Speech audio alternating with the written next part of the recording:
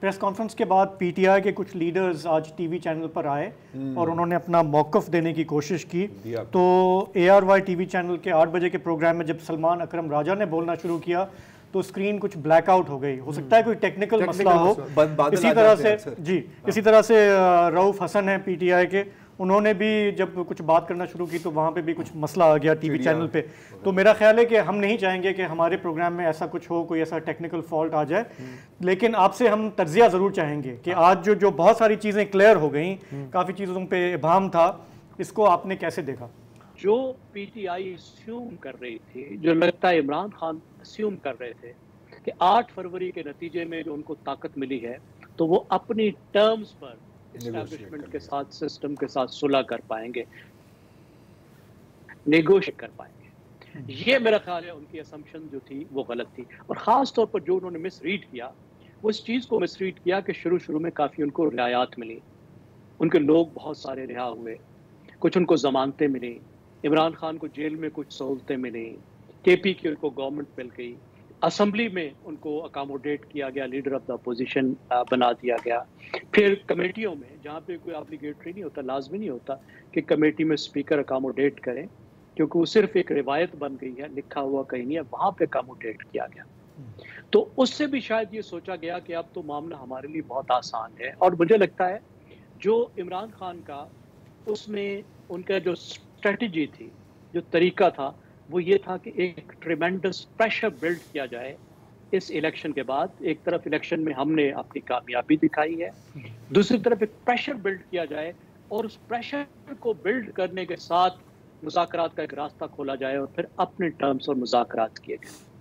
लेकिन उसमें जो वाज़े तौर पर लगता है कि जो उन्होंने प्रेशर बिल्ड किया उसका उल्टा असर हुआ है।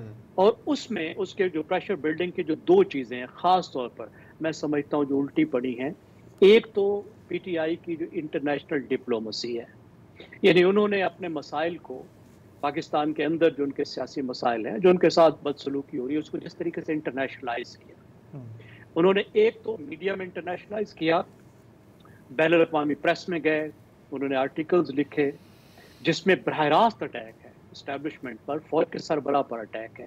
और दूसरा वो बैनुल अक़वामी हुकूमतों और इदारों के पास गए, IMF पे उन्होंने असरअंदाज होने की कोशिश की, उसको खत लिखा, कांग्रेस में उन्होंने एक हेयरिंग करवाने में कामयाबी हुई। एक ये बात, और मेरे ख्याल में उन बातों में से एक बात है जो पाकिस्तान की एस्टैब्लिशमेंट बर्दाश्त नहीं करती कि मुल्की मामले को इस तरीके से इंटरनेशनलाइज करके उन पे प्रेशर डाला जाए, एक चीज़।